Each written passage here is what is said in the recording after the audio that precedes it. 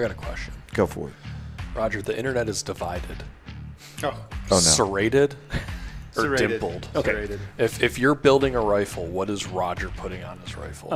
Well, the answer is I've given it before, is whatever people return to us.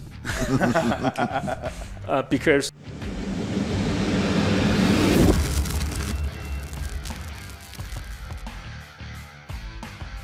yeah. Oh, nice. They're not the normal cry pants Yeah, that yeah. all the, they're I like them because they're so simple. They don't all show like a tactical. They're tactical, but not tactical. Yes, not over the board. That's fantastic. All right. Can you hear me okay, Roger? Yeah. Ian, can you hear me fine? I can. Mr. Stevens, check 1, 2. Can you hear me now? Yeah, I got you. You're cool. good. That is a red light. Good. Good. I think we're good. You got a red light over there on that camera. That's the only camera I'm worried about dying on me, but I got extra batteries in my pockets. Batteries. Yeah, I got extra batteries. Sorry for the delay. You're good. You're good. So, you want to roll intro or you want me to? Oh, you can just do it. Okay, cool. You got a better camera, like sight line and stuff. You're good. I can zoom in on you too. Nah, it'll be all right. So, am I too fat? I need to wear my jacket again. Yeah, you should have brought it. Last night he had on his blazer. I had my blazer because I'm pudgy and it's self-conscious about it. Okay. But anyway, so we're here once again at TTPOA. We've been hanging out with everybody on the floor for the past like 4 or 5 hours. It's really like good 6 showing. hours. 6 hours. And we had a special guest at our booth Mm-hmm. who we convinced to come up here and do a podcast with us. We have one of the, I don't know how to describe this properly, widget legends, engineering masterminds behind some of the coolest stuff in the industry, 4 years running. I think the first interaction I had with you was back in the bad days. Not the bad days, but the bad days where I had a question and I emailed in and you emailed me directly back. And I was like, that, and at that point I wasn't in the industry or anything. And to have somebody reach back out to me and directly interact with the question I had on something as simple as a ambidextrous safety, and you engaged with me and did that and didn't know me from anybody. And then fast forward a decade later, and now we're selling your products for your own brand on our website.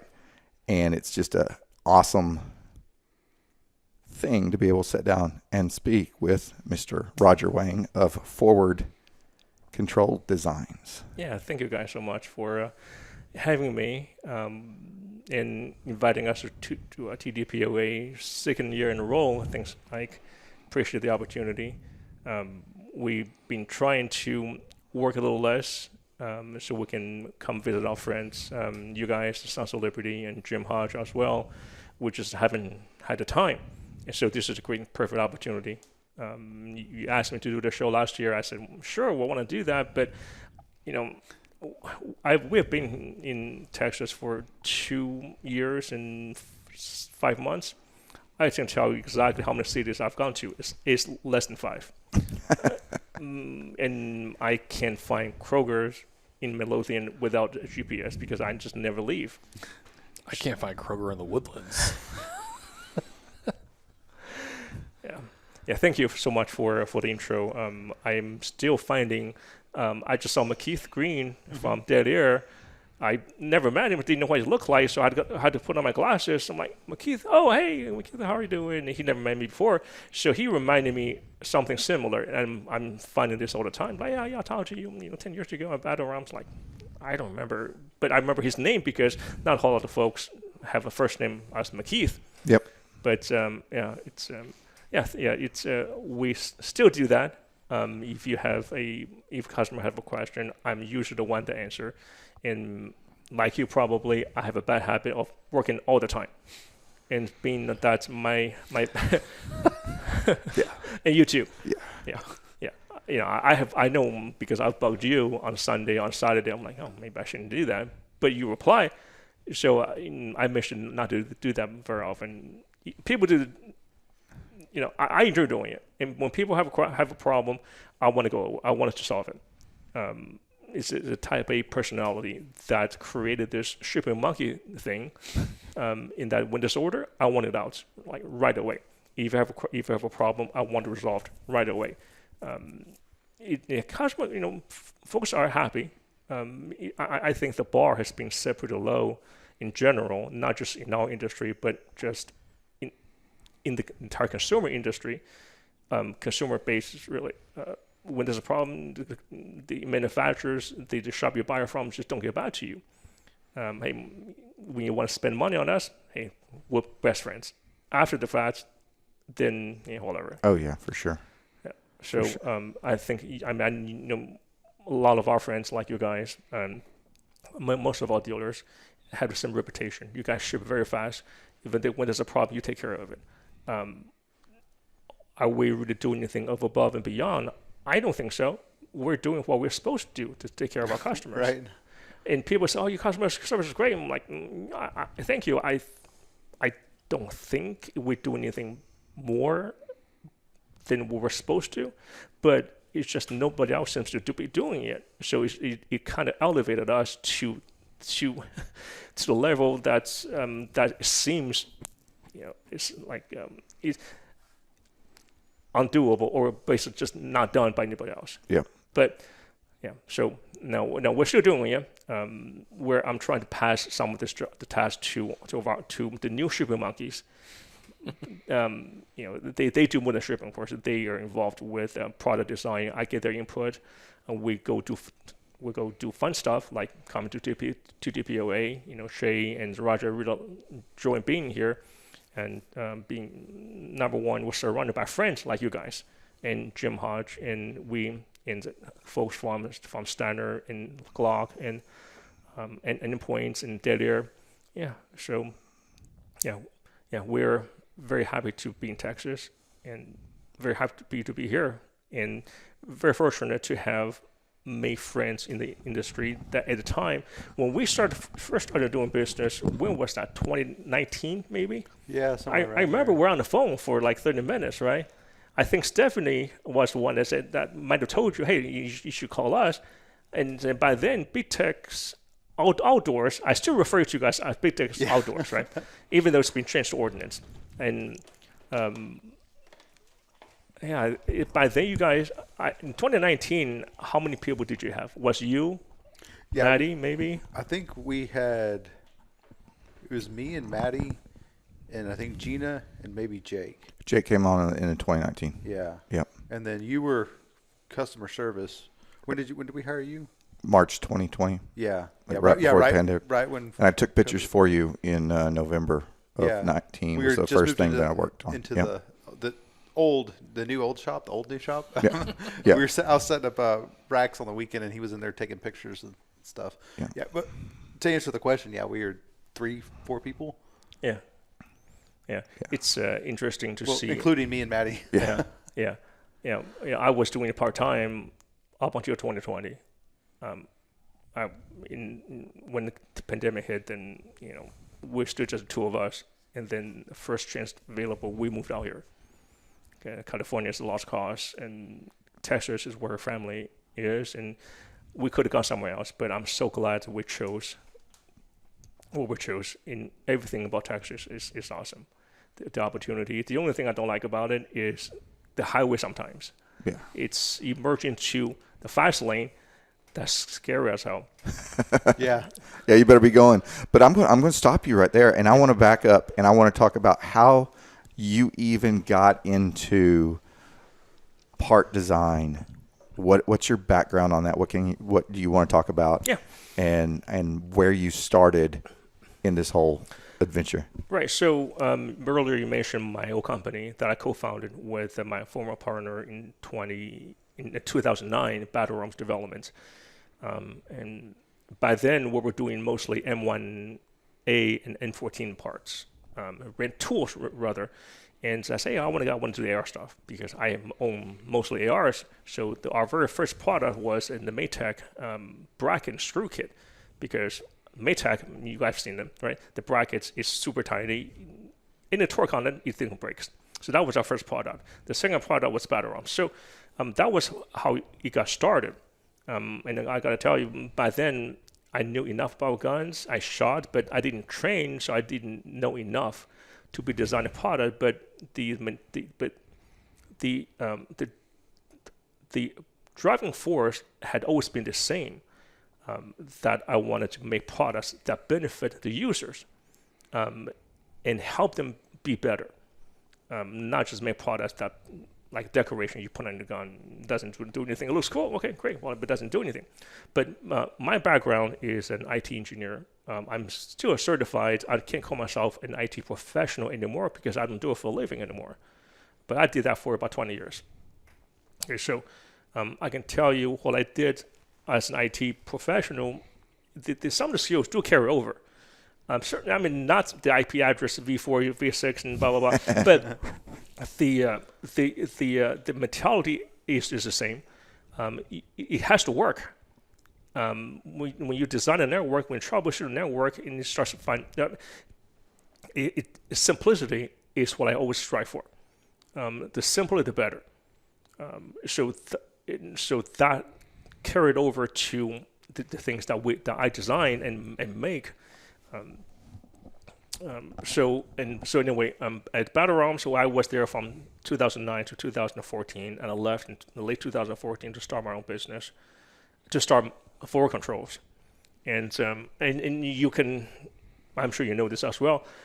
I mean, I had to start twice. First in 2009 and again in 2015, it was not easy, right? When you are small, and we are very small. In Big Tex, I think you guys are kind of big, but you would think yourself as small. Oh, no, as well. We're very, very small. Well, right. So folks will come to our place expecting to see a shop, and they see a home, right? Now, we have police officers come by all the time. I'm like, yeah, I wonder what neighbors think. Right? Today is Dallas PD. Tomorrow is twice Fort Worth PD, and with Irving PD come over. I said, the neighbors must think, well, I'd be my wife or something. You get police cars here all the time. But yeah, so I started forward controls because I wanted to do things my way. I didn't want to get permission, to get approval to do something I wanted to do and run things my way. And I never did well with the boss. So forward controls had 3 products in the beginning, and now we have about I don't know, it's maybe like 3 or 4 dozen, maybe actually more like 5 or 6 dozens. What were those first 3 products? Was low drag forward assist, the magazine release button, and the bolt catch. Nice. And all of them are still in production, and all of them have seen changes. The bolt catch is now on version 3 because over the years we keep making it better. The buttons has seen one change, just related to dimpled as well. And the LDFA is still in production, except now we have a newer version that was done with Jim. That's called the LSFA. So, it's but our products and our designs are function based. If there's no function, then there's no place for it, right? For instance, if this boom mic has no purpose being there, then it wouldn't be there. It's there because it has a purpose. It has a reason.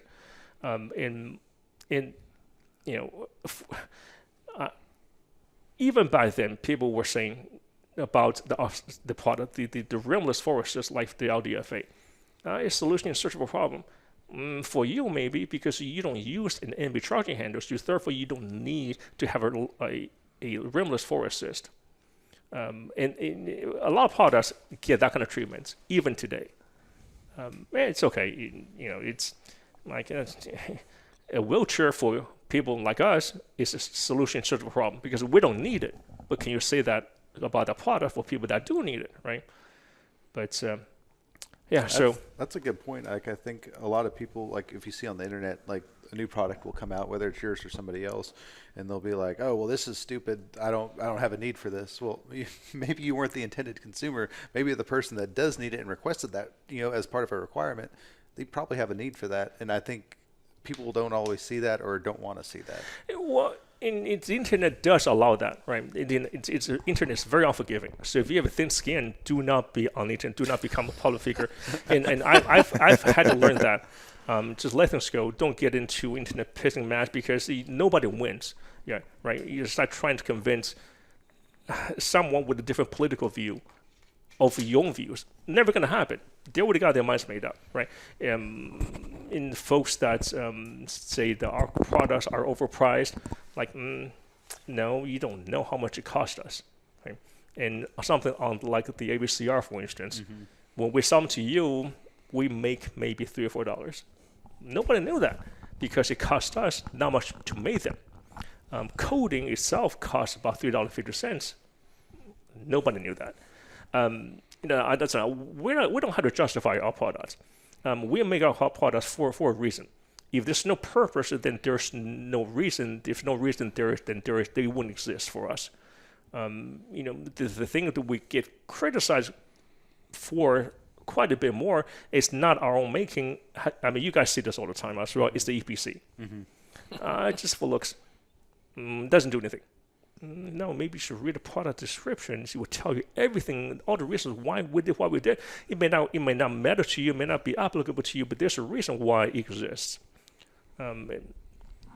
But no, this industry has been rewarding, not just because, for me mostly, because the people we get to serve, which makes TTPOA a very rewarding event for us to attend. We see all the folks that either use our product or have heard of us that want to use our products.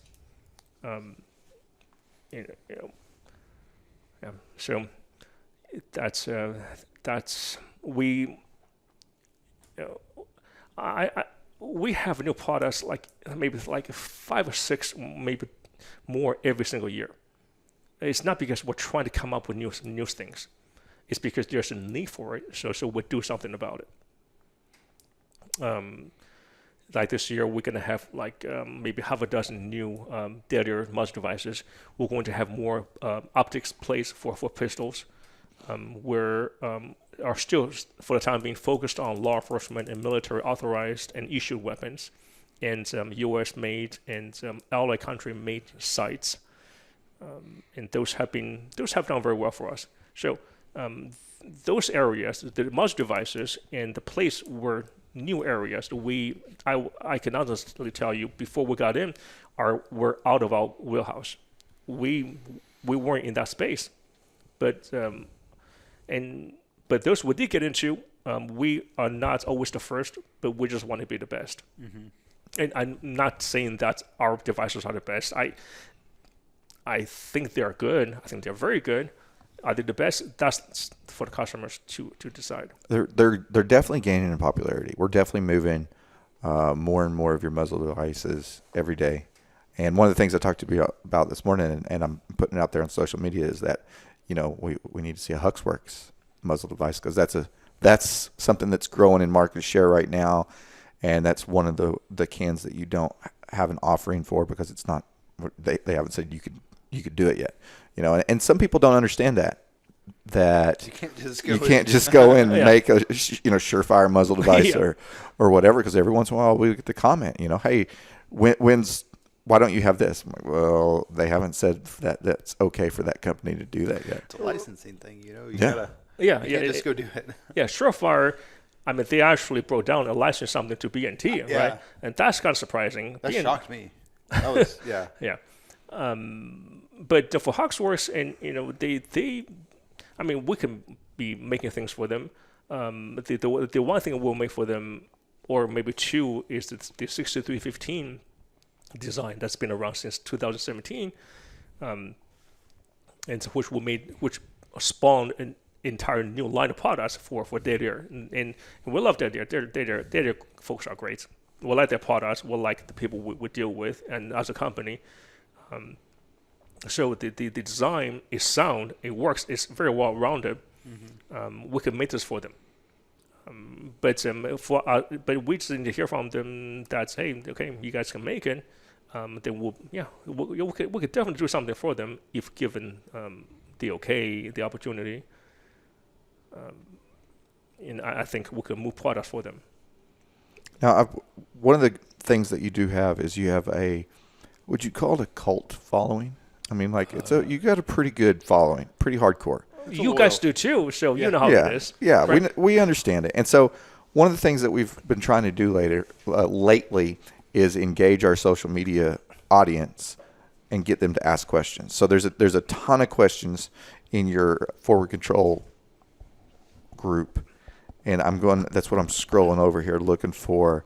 And here's a good question that from there, I don't know who asked it, but it was, is there like a particular product that kind of doesn't get the attention that it should, like one that you thought would do better, that doesn't really get as much of the spotlight as right others? So that's exactly what I was fixing. So Joshua Whitehead asked, what FCD product do you think is the most underrated, doesn't sell as well as you think it should?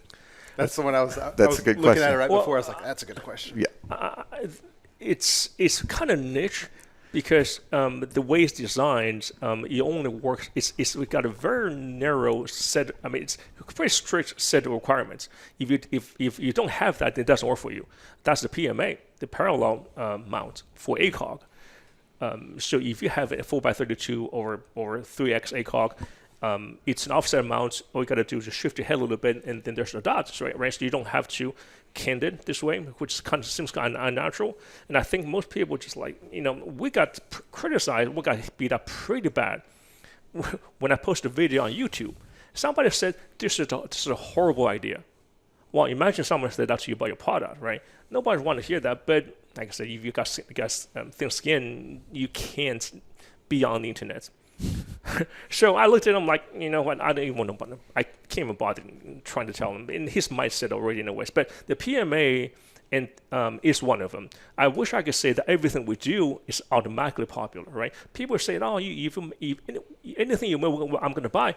No, I don't think. I think of it as more of a responsibility for us to always do the best we can. I mean, we do that anyways. But given that kind of expectation, there is a lot less tolerance for failure. And failures we've had.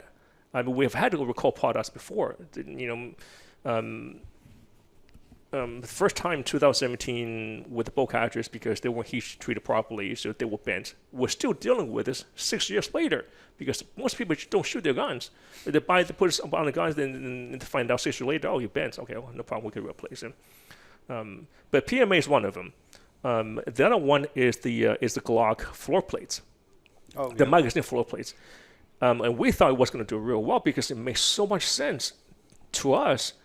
But this is one of the products that is we have to change people's mind about something they have been using in order for it to succeed.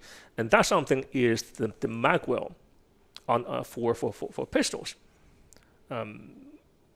If you have a Glock, in a lot of the folks, the Glock users have like this magwell thing, right?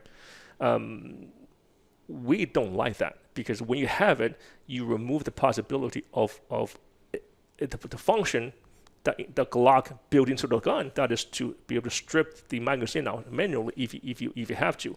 By having that extension on the bottom of your magwell, you no longer have that possibility. Okay. So our magazine floor plate replicates the functionality of a magwell in that it has a little bit of extension on the back. I mean, towards the front, so it's like a beaver tail. It's flared on the bottom, so that when you hold it, you could retain the weapon better, as well as if you had a magwell. But meanwhile, it doesn't prevent you from stripping it out. And also, if you have a holster, because the way that the lip is shaped, you could grab it so much more easily and more quickly. But it's one of the sleeper products most people don't even know about. And that point that you brought up, like one of the reasons I really like a magwell on my Glock is because of my pinky. Having that ledge right there, like the Raven, the Freya is what I use. That's my favorite magwell because it has a really nice little ledge right there. And like you said, when you do that, when you plug that hole in the back of the Glock, that's where you're supposed to be able to rip it. And I really love that product, and I'm glad you brought that up. Well, I bring it up because, well, number one, because it was asked. Number two, it's true, and I'm not trying to sell it more. This product we have a lot In of stock right now. But like I said, it has a prerequisite, that is to change people's mind about limitations the user place on themselves because of the Magwell. Mm-hmm. You remove that, and now you can use ours. But it also has more benefits than better weapon retention, because now you can hold it a little better. So yeah, PMA, and also the Glock floor magazine floor place rather. But see, it kind of circles back to LDFA. When we did LDFA, I mean, nobody thought it was going to do well. I didn't think it was going to do well. I didn't care. I'm going to make it because I know there are people that can use it, that can benefit from it. So we made it anyways. And LDFA had a different turnout. It's one of our bread and butter products. It has done very well. It did very well. It has continued to do well. The magazine plates, they're not doing very well because people just don't see the benefit of it, and because we're not on the internet shooting videos and showcasing how it works and how much better it works than either you have Magwell installed or with the factory floor plates. And so it sits. It's okay because after a while, now our position is not always to make a profit. So we want to make a profit. Of course, the business purpose is to make a profit, right? Or rather, for-profit business, well, its purpose is to make profit. Non-profit, well, whatever. But if it doesn't do well, that's okay. We're still going to make it because I like it. And also, really, one of the reasons for controls, for that matter, battle arms were started was because we want to make things nobody made, right? And you guys, probably are going to do the same thing if you have your own brand. Hey, I want to make this, but nobody makes it because they just nobody thought of it. Mm-hmm. And so those are the two products. And there are probably more, but those are the two outstanding ones. And how does it go? We've got a couple other questions in here that I want to touch on, but when you were talking about that brought up something. The collaborations that you do, right, with like Jim Hodge or TNVC, Tango Down, Mike over at Sons of Liberty, like mm-hmm. I think one of the best safeties on the market currently is the Quick. Absolutely. Right? Like absolutely. You wouldn't know that if you did a search on the internet, and trust me, I know it because I did it. Okay, best AR-15 safety. Ours is never mentioned, not once. So, but we'll have to work that on that SEO. I'll work on that. I'll get Steven on it. I'll get into the mainframe. the database, files and fix them. I just find it kind of curious. But I kind of know the reasons for it because of all the safeties that most people, these influencers, right, they're paid to do it, and they get paid to link it. Right? If somebody buys something, they or just for click on it, they get paid for it. We don't have anything like that, and I don't want anything like that. Nor do we think we need anything like that. See, I want our product to succeed or fail on their own merits. Right? And the ASF was a collaboration with the Sons of Liberty Gun Works, and it has been one of our better known products. Yeah. And it's after leaving battle arms, I had enough with safeties, because of course you know this because you had some issues by then, right? And things have changed quite a bit from 10 years ago. By then, if I were to ask you to venture a guess as to what the number one complaint was for MB safety. No, I love to hear what. I have no idea. That was so long ago. Well, no, today, okay. Oh. If you, the number one customer service or complaint about MB safety. Okay, I'll tell you. And now you think this is stupid, but 10 years ago that was a thing, right? It has to do with the gap between the lever and the receiver. Oh yeah. right? So by then, as it is today, I'm like, we can't really do anything about this because receiver width will vary, right? You have in the 1960 era or 1970 era M16, that's about 0.78 whatever inch wide, and then you have something like no names, but that would be like 0.85 wide or even 0.9 inch wide. Well, yeah, so the gap is going to vary, but yeah, silly things like that. Of course, now people are kind of like, well, really? People complain about that? Oh, yeah. That was the number one thing I spent the most time on. So, if you were around from maybe 7-8 years ago, if you read up on airfincher.com or m4carmy.net, I had lots of articles written on troubleshooting the gap between the lever and the receiver. Yeah. But, the ASR has been a great product for us.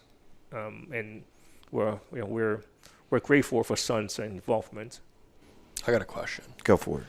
Roger, the internet is divided. Oh no. Serrated or Serrated. dimpled? Okay. Serrated. If you're building a rifle, what is Roger putting on his rifle? Well, the answer is I've given it before, is whatever people return to us. Because like the EPC is, how people, you don't have EPC on your gun. I'm like, well, no, I don't, because if I put one on there and I want it, I'll take it off and give it to him or sell it to him. So the dimple thing has a history. Okay. Oh, yes. This will be good. So this forum, I guess a lot of people don't really go there. It's called Weapon Evolution. This run by John Wang at Rainier Arms, or his people run it. And I was on it a lot more often at the time. So somebody asked me, how about you guys do a crosshatch on the serrated surface?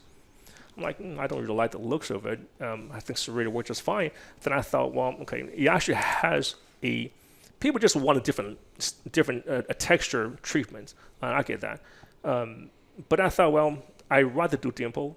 Then I realized, but before I did that, I realized the reason why I wanted to do it wasn't because what somebody asked for. A lot of times, people ask for dimples on the ASF on our safety levers. Never going to happen because it actually, there's a reason for that. Because as your finger is rotating the lever, it's actually sliding on it.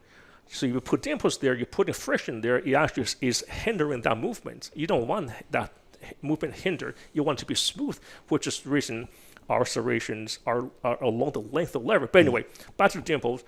As I'm using my bow catch, I realized I'm not always doing this motion, this up and down motion, right? Which is the direction of the pedal. A lot of times I'm accessing it from an angle. So serrations.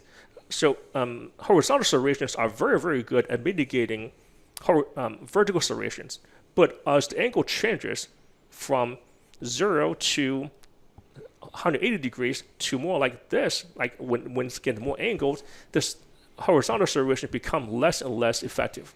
That's when I thought, okay, let's give it a surface treatment where it doesn't care about the angle. That's what we call the O angles. The O angle, it just means regardless of which angle your finger is accessing it from, it always offers you the same amount of traction. So, and this became fucking science, dude. Okay, so even this, we have, I asked my friends about this, and they didn't think was that good of idea. They didn't say what's bad idea. Just like, well, it's not necessary, right? Because when you think about it, they're not wrong. The bow catch, when you press on it, it only goes this way, right? That's it. It pivots. It's just, I don't think they thought about what if you are accessing it from an angle, or what if you're accessing it this way, right? Now all of a sudden, the vertical horizontal serration is not going to mitigate horizontal movement, so now it's going to be slippery. But if you have a surface that offers a similar amount of traction, then this actually will offer you traction and friction. So, but anyway, long answer to a short question is I often mix them because I don't, I use whatever I can get my hands on because I got a bin full of parts that people return for one reason or another, or it doesn't work for them, they don't like them, whatever. I can't sell them again, so I put it on my gun. So on our test guns over there, you're going to see a mixture of all of them. Yeah. None of them match anything, because I don't care about But I would say that for some things serrations and for some things dimpled. Nice. You heard it, people. Yeah. And for everybody who's wondering, OD or FD, I want to point out his pants, his shirt, and his lanyard are all ODG. So suck it. So you said you were going to give Ike an EPC. So can I get your grenade launcher? that was good. That was good. If he wanted off the gun, he's going to give I'll get rid of it for you. So y'all transitioned here from California. They're actually the last people we're going to let move from California. We're not letting anybody else in Texas. Texas is closed, if y'all were wondering. But there's some other questions here that we're going to hit up. And let me see. So Joe Haney had a good one, if you're still looking. How'd you come up with the logo? It's not a duck. It's not a goose. Yeah. So you guys know about our old logo. We used for less than a year, the twin arrow logo. Mm-hmm. And someone told me, I said, I like it, but it's kind of boring. I'm like, yeah, I want it to be boring because I don't want. So going back to the thing about simplicity, right? If your hat has a whole bunch of flowers on it, it doesn't do its job any better. It just needs to have a brim. It needs to do its thing, right? Nothing else, right? So I want our logo. I want everything we do to kind of to do form follows function. But for our logo, I want something simple, really simple. Just because I mean, if you go to our website now, it's super simple. I can tell you that we haven't changed our templates from Shift for Shop for this entire time. I never changed it. It's always been the same. So for our logo, the twin arrow thing, it was okay. But one of our products which we never even released. It's a I'm not gonna talk about it because it doesn't really matter anymore. It's a SCAR modular ambidextrous charging handle. Because up until recently, FN released a non-reciprocating charging handle, but up to that point, they were reciprocating. So the shape of one of the lever, the charging handle, is shaped like a wing. The idea is that if your hand happen to be in this way, because the wing shape is going to be like this, you just push it out of the way. So when I saw, I was looking at something and I saw this Cygnus thing. I'm like, what is that? And I looked it up. It's a bird. It's a swan, right? It's a real constellation. So I really just I want ours to be like that because it happens to resemble the shape of a product. Also, I like its simplicity. And being in California, where we're in LA County, one of the most liberal cities, and I don't want people. And it goes back to my own name. It's not tactical bunny operator, tactical bunny ninja operator, and so I don't want skulls, swords, guns, or shield, anything. I just want something that's like completely innocent. I mean, you can't tell what it is by looking at it. So some of our friends to calling a duck. And even now, when I just ordered new hats, that was inspired by you guys, by the way. Oh. The trucker hats, because you guys sent me to me like, oh, this is great. I want them just like that. So on the order that I didn't tell them what to call it. They called it goose something, goose hat. But that's how it came. And we have several versions of it. Sometimes it's the outline. A lot of times it's just the outline, because I can't think of anything that's simpler than that. Because usually it looks like this, right? It has the lines and dots of the constellation. Sometimes it's within the circle. Sometimes it's just the logo by itself. And on a lot of our products, it doesn't even have a logo at all. If it does, it would be very, very small. I just don't want to use our logo to make money, and which is kind of. It's just the opposite thing people accuse us of sometimes. They put a duck on it, they started for money. Nothing could be further from the truth. Because I've seen what happens. I've seen it when folks have just put logo on things and sold it for more. We don't do that. So a lot of times our logos are very hard to find, if it's there at all. Yeah, I mean, I've got quite a few stuff that doesn't even have a logo on it. You know, like, or if you put it on, the logo's hidden. You know, like that, which is cool. Do you know you got any other questions offhand that you remember from the group? Yeah, so Mitchell Booth has a good one. Tessa's husband. He's asking, what product are you most proud of, and what was the most? Or I guess it's two questions. So, what product are you most proud of, and then which was the most difficult to design and produce, and why? Okay, so if I tell you and I will tell you, I really hope people don't think that I'm taking credit for something that I didn't earn, because I really think I earned it. It's not even product that we have now. It's the 50-degree safety. And now I did not invent the 50-degree safety. Okay, so I know the safety history, and I have an idea which weapon started using that first, right? I mean, you could go back to something like the STG-44. Well, it has a selector. It's not a safety. It has push button safety, but a short throw selector that goes from semi to auto, or maybe it was the other way around. But it existed way back then, right? And it has proliferated throughout. Military guns like HKs and FNs, and they'll have it. So the thing I'm most proud of, and most people don't know this, and I don't care if you don't believe me. I know because I was there. I did the work. Was when I was at Battle Arms, it was really an uphill battle to get people to accept a short throw. Of course, now let's go back again to the thing about it's a solution in search of a problem. This comes up all the time, right? And I remember this very well known. I will tell you guys off camera who that person is. He said the same thing, right? So I think at Battle Arms, we required a lawyer pin. I don't know if you guys remember that. This was done so that you can't put it in standard lower, because we're afraid that at 45 degree, it doesn't point to safe, it doesn't point to fire, it's somewhere in between. Mm-hmm. So what is somewhere in between? I don't know, flowers. It's not fire, right? So we don't want to get sued for it. So, but for that, so we had to convince low manufacturers to have that little cutout on the left side of the selector hole to allow that pin to go through. Okay, so we convinced, I think there was like 5 or 6 of them, and some of them just like, no, I don't want to do it. Okay, so. But nowadays, so my goal at the time, and if you can ever find anything I posted back in 2011, 2012, that was exactly what I said.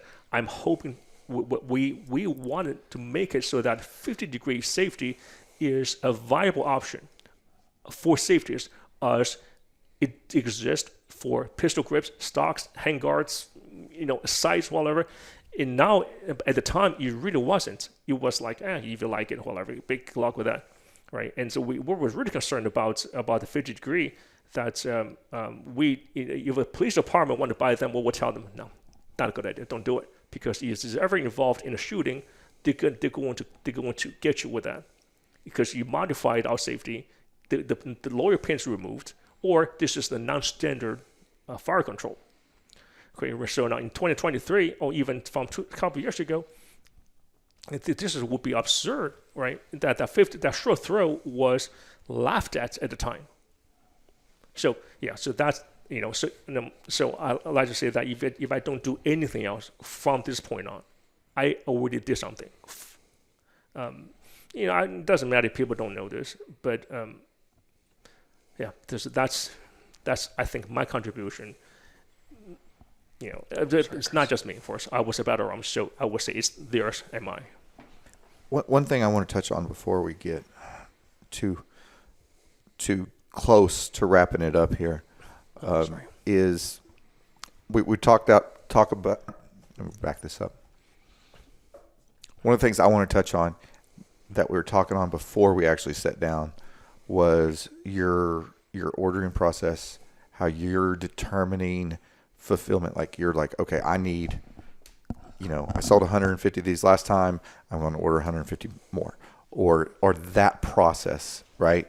Because you said you wanted to grow, but you're wanting to contain that. And so we get a lot of complaints about oh, why doesn't Roger just make more, right? Like that's a big determining factor. And we touched on it last week in the Jim Hodge podcast, right? And so people want to know, why don't you just make more? Okay. Why not make 100,000 Right. of Okay. XYZ? It's very simple, because our compass is not guided by money, and in our mission is not about that. It was never about that. It's not about it now. It never will be. For control was in the red for a long time. It was just something. It was a hobby that I did, so I didn't make any money, and I was okay with that, and I'm still in that mindset. It does fine now, but money is not the end all be all. It's not that big of a thing. Our mission the very short answer is that because it's not important to me. It's not our mission, and we make as many as we feel comfortable making.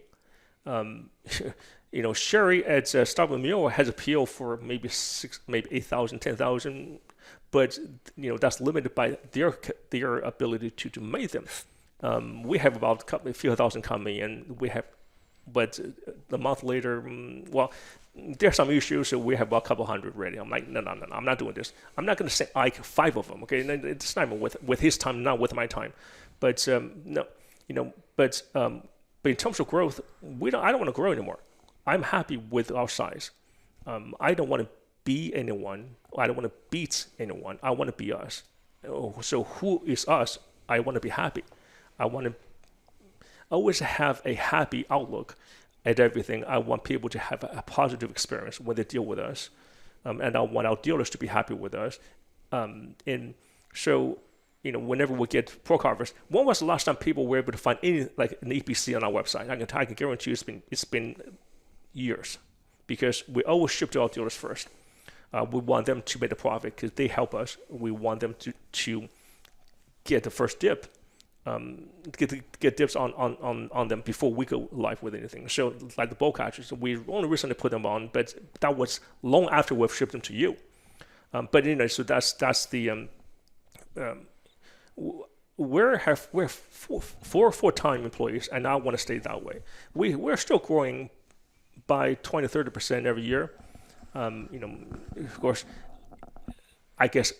If you look at what happens between 2020 and 2021 and 2, somebody could be disappointed. Oh, you only grew 30%. Well, yeah, but nobody can sustain 200, 300% growth every year. Even 20 to 30% is a lot of growth. A yeah. lot. You're talking about I believe the number is like a 3 to 5% growth, like for a standard business. Is it? Yeah. See, I'm not a businessman. I was an IT person. Now I'm in this industry. I do what I feel is right, and I'm not always right about everything. I've made mistakes. Okay, but our direction is not about becoming bigger. Is that going to make me happier? I don't think so. I can honestly tell you, I may be a little happier 6-7 years ago when I had more time. Right. So, I was kind of joking with you guys earlier that. I've been to Fort Worth once, just night time. Dallas once, and Round Rock twice, only because you invited us to be here. Otherwise, I would never set foot here. But we do plan on going to visit you guys. So we can do the podcast. What's happening now? I want to go see our friends and Sons of Liberty, and I want to see Jim Hodge. No growth. I'll be happy to stay where we are, because we're fulfilling our mission. EPC, I hate to say this, but it's not crucial to our operation. Okay, just like our SBCGs. Okay? Everybody wants them. They go for a ridiculous amount of money now in secondary market, and I feel bad about it. But if it takes us a whole week to just QC like 300 of them, what do you think our capacity is to make hundreds, thousands of them? Right? It's just not going to happen. Yeah. But the things that do matter to me are we serving the people that serve us. Okay. I mean, people call me bulllicker for that, whatever.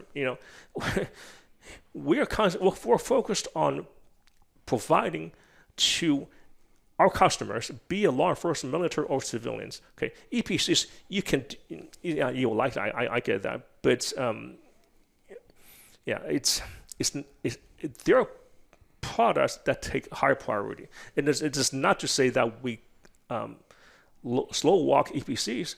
Whenever they get here, we'll ship them out right away. But if they take longer to make, I can't make anybody working harder. Right. So when anodizing was taking 6-7 months, oh God, 6-7 months. I mean, seriously, that happened. Right. That was when every time we got something, you got 3 or 4 of them. I mean, we never didn't keep anything for ourselves. We were getting 200 at a time. So people thought that we were holding them back to drive up prices artificially. I'm so the people that criticize us, it's like people running the government sometimes. Man, they never ran a small business. How do they know what we go through? But so anyway, that's the reason why a lot of times it's not we don't want to make more. It's just we have other priorities. Yeah. EPC can succeed or fail on its own. It doesn't matter. We have 3, 4, 6 other dozen products that we need to keep an eye on. It's not the only thing we do. God, that'd be very scary. I'm not going to say that we ever did it, but there was a certain point wherever we were, when anodizing was taking so long, we'd wait. We'd get some in from you. We'd get some in from you, because the last thing we want to do is drop 5 and we'd get 60 people. Yeah, there's like 300 on the door. 300 people on the wait list, and we have 5 or 10. And then, so the email goes out, and then you get 10 people that are really happy, and you have 290 that are pissed. Right. So we don't even bother sending out notifications anymore. Right. Like anytime somebody asks me, I should go to BDO, go to go to our website. There is a link, crack dealers. Right. Go there, hit all of them. Oh, y'all got any of them EPCs? I do have a good question though. So y'all are known for your shipping speed. I mean, I thought we were fast, but y'all are known for. I don't think you'll find anybody that's faster on shipping. And I know a thing I see a lot on the internet is, he's using an automated system. Like the notification that you get, that's just an automated one that automatically spits it out. How when somebody gets a shipping notification, what triggers that? Right. So I've seen your video on how you do things. Okay. So you guys actually go through more process than we do. You guys do the fraud thing, right? So when we get an order, we have to enter it, and then we have to look at the weights and the box size that it has to go out in, and then we'll print a label. So this is all done manually. There's nothing automated about it. So people say, they just print a label. Well, just because we don't go to the post office 60 times a day, it doesn't mean there was no hands on it.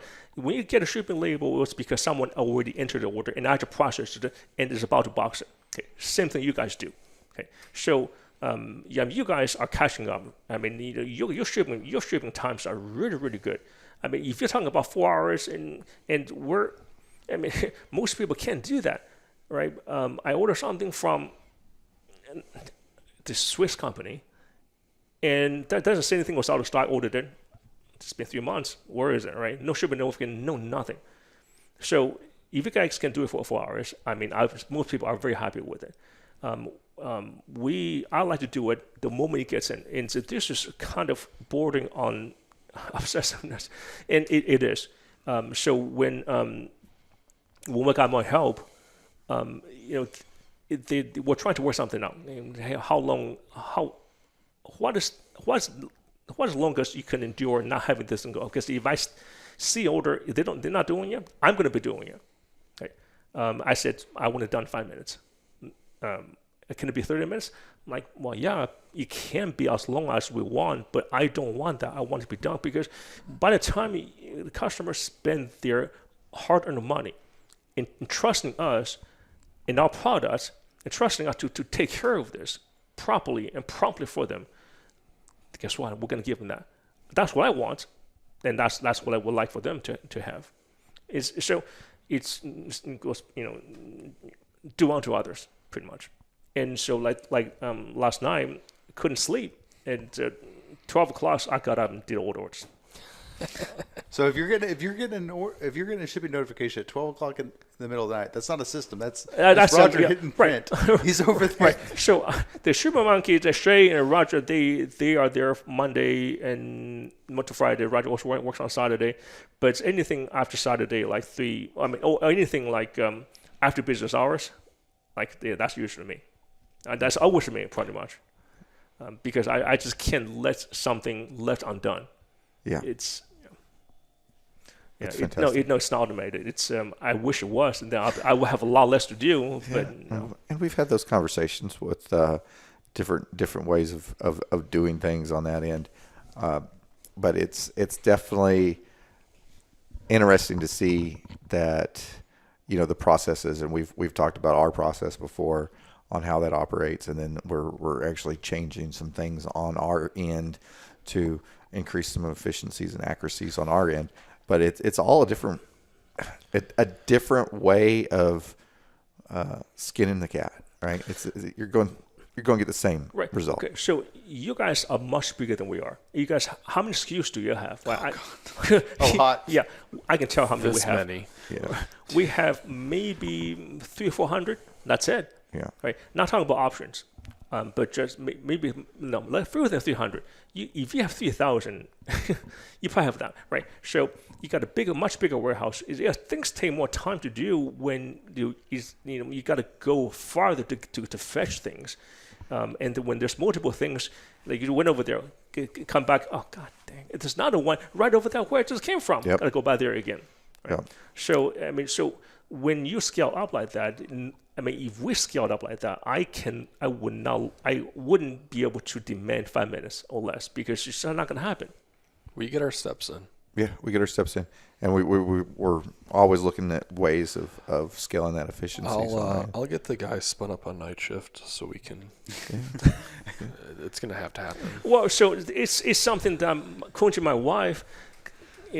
Something I want, but she won't let this happen. Is that what do you want people here 24/7? Yeah, kind of. But I can ask people to do that. Yeah. One of our things that we've ran into, currently there's like a feasibility of like shipping up till 2 p.m. or 3 p.m., right? Because at a certain point, it's not going to get on a truck. Yeah, like right. Like I could say, ship same day up to 5 p.m. Well, after 3, it's not getting on a UPS truck. Yeah. Like even if we took it to UPS, it's probably not going to get on a truck out that night. Oh yeah, no, yeah, you're absolutely correct. And so is Country, and that's on Sunday and on Saturday after like 11 o'clock, and it's not going to go out until Monday. Okay, so it doesn't matter that people, the customer send in, order something and they get a shipping notification in 5 minutes. It doesn't even matter. Well, yeah, it kind of does, because to me, it's just our way of thanking them. Hey, thanks for trusting us to take care of your hard-earned money for you. You're trusting our product. You're trusting that we'll take care of you on the service, on shipping. Your money. Who here can say my money came easy? Yeah. I can't. No, nobody can, right? Who can say I don't really care when they ship? No, it's still no. Even though it's not going to go out, I still wanted them to know that we are on things. Or we're on it, even though it's not going to go out until Monday, 5 o'clock p.m., 4 o'clock. We're still paying attention to you and your orders. Yeah, does that really matter? You care. Yeah. So ultimately, I don't know. I think people care. I think it's important, and you guys, know what BTO's advantages are, right? You have quite a few of them, and some of them are your attention to detail. I mean, how you take care of a customer, how you ship. It's all about this experience. When people order things from you, they submit order and they get a notification. Oh, okay, cool. Most people don't ship that fast. That's good experience. When they get it, they're happy with the product because everything's packed correctly. They get what they pay for, and that's a good experience. And this kind of experience would generate future orders, and this is what we have been trying to do all this time. And not a whole lot of people identified it. And what it is experience. Okay? From beginning to end, and then after that. Yeah. If they have a problem to call you, you answer the phone right away, take care of the problems. Oh, cool. This is all positive. Listen, we're not doing this to entice people. It's not a means to an end, right? You take care of a customer, not because, if I take care of him, he'll come back. No, you take him because it's your job. right? You do this because you're supposed to do that. So we ship fast because I think that's what we're supposed to do. I don't want to wait until because I can. So it drives my wife a little crazy sometimes because like 3 o'clock in the morning she will hear a tape gun go, rah, rah, right? So sometimes I have to go to the other room to run a tape gun because I don't want to wake her. Tape guns are loud. They are. Yeah. So the last question before we're almost at an hour. We're at 59 minutes right now, and I want to leave on a light note because we've hit some serious subjects here. If you were going to fight one horse-sized duck or 100 duck-sized horses, which would it be? What are we armed with? One of Roger's gats. Which would it be? Probably more ducks. Yeah, I'm breaking out Roger's grenade launcher that he's going to send me. The We're just 100. You heard it here first. Everybody. I mean, that's what I'm going to do. I'm not going to speak for Roger. This 100 duck-sized horses? Yeah. Okay. There we go. Ducks are freaking mean. Yeah. Geese are Geese are mean. Ducks are too. No. Go to the park. Well- You know how many times I've had to not explain what was happening from one duck to another duck to my children? Like, what is going on? Why is that duck holding the other duck underwater? Don't worry about it. Geese are angry. Yeah, geese are mean. Roger, thank you for taking your time, one, to come out and see us today at TTPOA, hang out at our table. Awesome experience always. And two, thanks for coming on the podcast. Yeah, thank you guys so much. I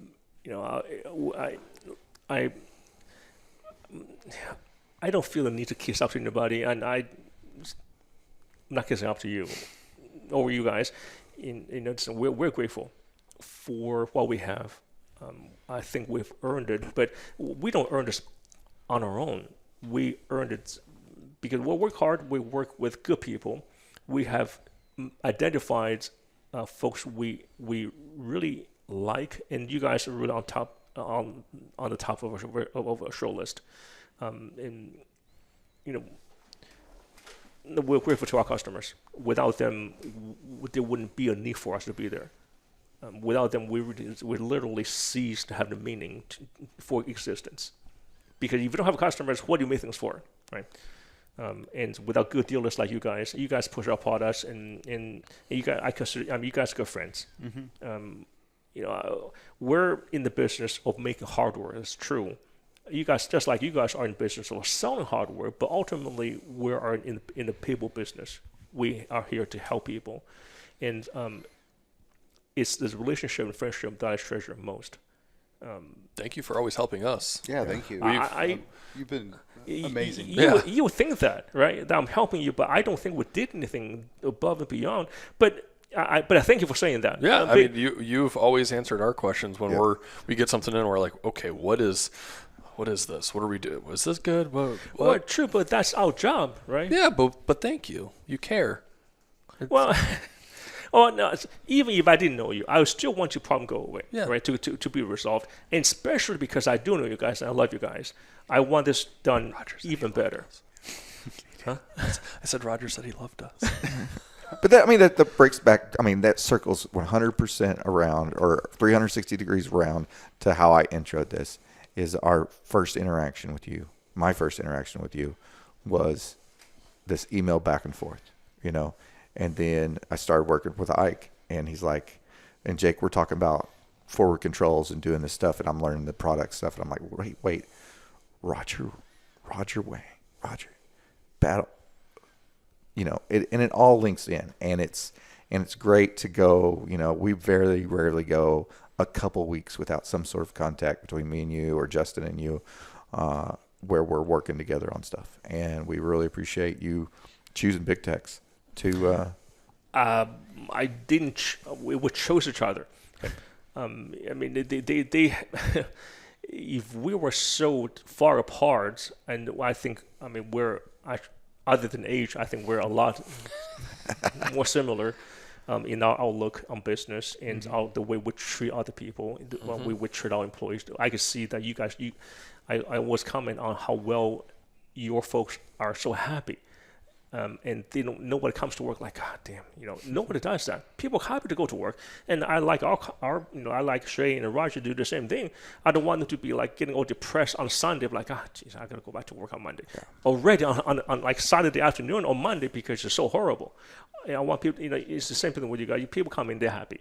And then when they're happy, they treat the customers well, and you get a lot more productivity out of them. But that's also not a means to an end. You are nice to them because, well, that's you. You're not nice to them because you get to squeeze more performance out of them, which that's what happens. But that's not the tool. That's not means to get that. You do it that way because that's you.